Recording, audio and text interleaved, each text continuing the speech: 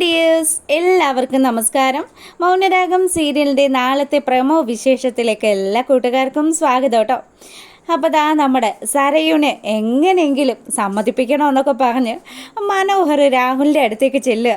രാഹുൽ ഈ കാര്യം കേട്ടതും, നീ എന്താണ് ഈ പറയുന്നത്? എൻ്റെ മോൾക്ക് ഏറ്റവും അധികം ദേഷ്യമുള്ളത് ആ താരയോടാ. ആ താര കുഞ്ഞിന് ചോറ് കൊടുക്കണമെന്ന് പറഞ്ഞാൽ ഒരു കാരണവശാലും അവളെ സമ്മതിക്കുകയൊന്നുമില്ല. പിന്നെ എൻ്റെ പൊന്നു മോനെ, നിൻ്റെ അഭ്യാസമുറകളൊക്കെ അത് നിൻ്റെ കയ്യിൽ തന്നെ വെച്ചാൽ മതി. എടോ ബഗാസുര, ശരിക്കും പറഞ്ഞാൽ ഇവിടെ പെടാൻ പോകുന്നത് താൻ തന്നെയാടോ. തൻ്റെ മകൾ സത്യങ്ങൾ അറിഞ്ഞു കഴിഞ്ഞാൽ ഏറ്റവും അധികം പ്രശ്നം ഉണ്ടാക്കുന്നത് തൻ്റെ മകൾ തന്നെയായിരിക്കും. എടോ, ഈ കാര്യങ്ങൾ തൻ്റെ മനസ്സിലുണ്ടെങ്കിൽ താനിപ്പോൾ ഞാൻ പറഞ്ഞ ആ ഒരു ഡീലിനങ്ങ് സമ്മതിച്ചോ. എങ്ങനെയെങ്കിലും സരയുനെ പറഞ്ഞ് സമ്മതിപ്പിക്കണം. അല്ലെങ്കിൽ നമ്മൾക്ക് രണ്ടുപേർക്കും അത് ഗുണത്തേക്കാളേറെ ദോഷമായിരിക്കും. കിരണിനെ അറിയാമല്ലോ. കിരണിൻ്റെ അച്ഛൻ കൂടി സ്ഥലത്തെത്തിയ സ്ഥിതിക്ക് അവർ രണ്ടുപേരും നമ്മളെ വെറുതെ വിടില്ല. ഇന്ന് തന്നെ കണ്ടല്ലോ സരയുടെ കഴുത്തിന് വന്ന് അയാൾ കുത്തിപ്പിടിച്ചത്. ഇനി ഞാൻ കൂടുതൽ കാര്യങ്ങളൊന്നും പറഞ്ഞു തരണ്ടല്ലോ. ആ താര കുഞ്ഞിനിന്ന് ചോറ് കൊടുക്കണം. ആ കാഴ്ച കിരണും കല്യാണിയും കാണണം. അവരാ കാഴ്ചകൾ കണ്ട് സന്തോഷത്തോടു കൂടി വേണം ഇന്നിവിടുന്ന് മടങ്ങാനായിട്ട്. താനൊന്ന് ആലോചിച്ച് നോക്ക്. താൻ വേഗം പോയി തൻ്റെ ഭാര്യയുടെ അടുത്ത് കാര്യങ്ങളൊക്കെ സംസാരിക്കുക. അവരോടും കാര്യങ്ങൾ പറഞ്ഞ് മനസ്സിലാക്കി വേണ്ടുന്ന രീതിയിൽ പോസിറ്റീവായിട്ടുള്ള ഒരു തീരുമാനം എടുക്കുക. കിരണും കല്യാണിയും കൂടി ഇപ്പം ഇങ്ങോട്ട് വരും. ഇതൊക്കെ കേട്ട് ആകെ സ്തംഭിച്ച് നിൽക്കുകയാണ് നമ്മുടെ ബഗാസുരൻ. എന്നാലും ഇതൊരു വല്ലാത്ത ചതിയായി പോയല്ലോ. അങ്ങനെ നമ്മുടെ ബഗാസുരൻ ശാരിയെ വിളിക്കുക. ശാരി, നീയൊന്ന് ഇങ്ങോട്ട് വരാവോ?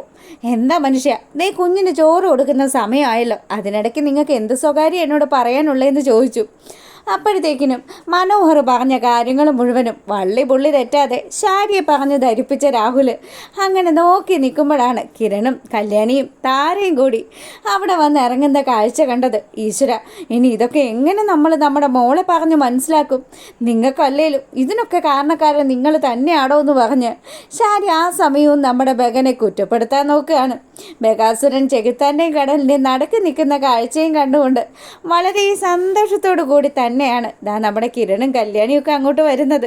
അവരുടെ ആ ഒരു വരവ് കണ്ടതും ബഗാസുരന് നല്ല ദേഷ്യം വരുന്നുണ്ട്. എന്നാലും ഇതൊരു വല്ലാത്ത ചെയ്തിയിലായി പോയല്ലോ ദൈവമേ. ഇനിയിപ്പോൾ എന്ത് ചെയ്യാനാ? സരയു ഈ കാര്യങ്ങളൊക്കെ എങ്ങനെ എടുക്കുമെന്ന് അറിയത്തില്ലല്ലോ എന്നൊക്കെ ആലോചിച്ച് പുള്ളിക്കാരൻ ഇങ്ങനെ ടെൻഷൻ അടിച്ച് നിൽക്കുക. ആ സമയമാണെങ്കിലോ നമ്മുടെ മനോഹർ നൈസായിട്ട് സരയുവിനെ അടുത്തേക്ക് വിളിക്കുക. സരയുവിനോട് കാര്യങ്ങൾ പറഞ്ഞു. എൻ്റെ പൊന്നു മോളെ, നീ ഇപ്പം ആ താര ആവശ്യപ്പെടുന്ന കാര്യം അതങ്ങ് സാധിച്ചു കൊടുത്തേക്ക്. അല്ലെങ്കിലുണ്ടല്ലോ, അറിയാമല്ലോ ആ കിരണിൻ്റെയും കല്യാണിയുടെയും ഒക്കെ സ്വഭാവം. മോളെ, ഞാൻ നിന്നോടൊരു കാര്യം ആവശ്യപ്പെടുക. ഇന്ന് വരെ മനുവേട്ടൻ നിന്നോട് ഒരു കാര്യം ആവശ്യപ്പെട്ടിട്ടില്ലല്ലോ. അതുകൊണ്ട് കിരണും കല്യാണിയും ഒക്കെ അറിഞ്ഞ സത്യങ്ങൾ പുറത്ത് പറയാതിരിക്കാൻ വേണ്ടിയിട്ട് കൂടിയാ ഞാൻ ഈ കാര്യം നിന്നോട് ആവശ്യപ്പെടുന്നതെന്ന് സരയുവിനോട് മനോഹർ പറഞ്ഞതും സരയു ഒടുവിൽ ആ കാര്യത്തിനങ്ങ് വഴങ്ങുകയാണ്. അങ്ങനെതാ നമ്മുടെ താര ആഗ്രഹിച്ചതുപോലെ തന്നെ താരയുടെ മടിയിലിരുത്തി കുഞ്ഞിന് ചോറ് കൊടുക്കാനുള്ള കാര്യങ്ങളൊക്കെ ചെയ്യുമ്പം ദേഷ്യം പിടിച്ച മുഖത്തോടു കൂടി ഇന്നത്തെ ദിവസം, ഇങ്ങനെയുള്ളൊരു ദിവസം എൻ്റെ ജീവിതത്തിൽ വേണ്ടായിരുന്നു എന്നൊക്കെ ആലോചിച്ചുകൊണ്ട് നമ്മുടെ സരയു അവിടെ അങ്ങനെ നിൽക്കുമ്പം ശാരിയുടെ മുഖത്താണെങ്കിലോ ഭയങ്കര സങ്കടമാണ്. എന്തു ചെയ്യാനാ? ശാരി പെറ്റമ്മയല്ലല്ലോ, പോറ്റമ്മയാണല്ലോ.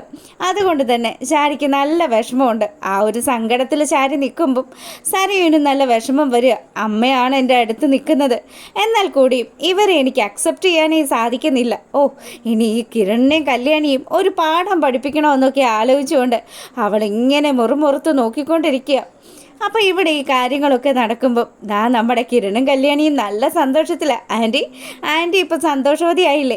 ആൻറ്റിയോട് ഞാൻ പറഞ്ഞതല്ലേ സരയുടെ കുഞ്ഞിൻ്റെ ചോറൂണ് അത് ആൻറ്റിയുടെ കൈകൊണ്ട് തന്നെ ആയിരിക്കുമെന്ന്. കല്യാണി ഈ കാര്യം പറയുന്നത് കേൾക്കുമ്പോഴത്തേക്കിനും ബഗാസുരൻ കല്യാണിയെ രൂക്ഷമായിട്ട് നോക്കി. നിനക്കൊക്കെ ഉള്ളത് ഞാൻ വെച്ചിട്ടുണ്ട്. എടി എൻ്റെ പെങ്ങൾ എന്തായാലും നിൻ്റെ അമ്മായിയപ്പൻ്റെ കാര്യത്തിൽ ഒരു തീരുമാനമാക്കും.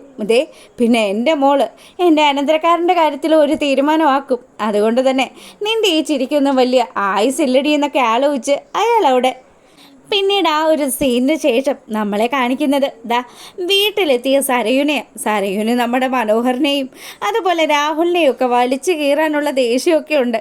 അങ്ങനെ അച്ഛനോട് തട്ടിക്കേറിക്കൊണ്ട് നിൽക്കുകയാണ് നമ്മുടെ സരയുൻ്റെ അടുത്തേക്ക് മനു വന്നു. എൻ്റെ മോള് നീ എന്തറിഞ്ഞിട്ടാണ് ഈ കിടന്ന് തുള്ളുന്നത്? എൻ്റെ മോളെ നിനക്കറിയാലോ, ഞാൻ അത്യാവശ്യം നല്ല ഒരു തറവാട്ടിൽ പറഞ്ഞ ഒരുത്തനാണെന്ന്. തറവാട് ഏത് വാടാണോ എന്ന് ദൈവം തമ്പുരാൻ അറിയാമെന്ന്. രാഹുൽ അവിടെ നിന്ന് ഇങ്ങനെ പെറുപെറുക്കുമ്പം എന്താ അമ്മായിയപ്പ നിങ്ങൾക്ക് എന്തെങ്കിലും എന്നോട് പറയാനുണ്ടോ എന്ന് മനോഹർ തിരിച്ചു ചോദിക്കുക.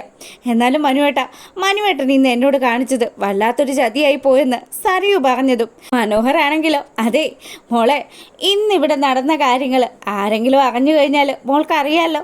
പിന്നെ എനിക്ക് പുറത്തിറങ്ങി നടക്കാൻ പറ്റുമോ? അത്യാവശ്യം ബന്ധുജനങ്ങളൊക്കെ ഉള്ള ആളല്ലേ ഞാൻ. എന്തായാലും മോളുടെ ഈ ഒരു രഹസ്യം, മോളുടെ ശരിക്കുള്ള അമ്മ ആരാണെന്ന് കിരണിനും കല്യാണിക്കും ഒക്കെ എന്തൊക്കെയോ സംശയമുണ്ട്. ഈ നിൽക്കുന്ന മോളുടെ അച്ഛൻ അത്ര ചൊവ്വാണെന്നും എനിക്ക് തോന്നുന്നൊന്നും ഇല്ല എന്ന് മനോഹർ പറയുക. അങ്ങനെ ഉത്തരം മുട്ടി നിൽക്കുകയാണ് നമ്മുടെ സരയും. ഈ സമയമാണെങ്കിൽ കിരണിൻ്റെയും കല്യാണിയുടെയും വീട്ടിലേക്ക് സേനൻ എത്തുക. എന്തായാലും താരയ്ക്ക് കുഞ്ഞിന് ചോറ് കൊടുക്കാൻ സാധിച്ചത് വലിയ സന്തോഷമായിട്ട് തന്നെയാണ് സേനൻ കണക്കാക്കുന്നത്. അതുകൊണ്ട് തന്നെ നാളെ അവൻ എനിക്ക് വേണ്ടി വെച്ചിരിക്കുന്ന ആ കുറി അത് നമുക്ക് അവനൊന്ന് ഗംഭീരമാക്കി കൊടുക്കണ്ടേ മോനെ എന്ന് ചോദിക്കുകയാണ് കിരണിൻ്റെ അടുത്ത് വന്ന്.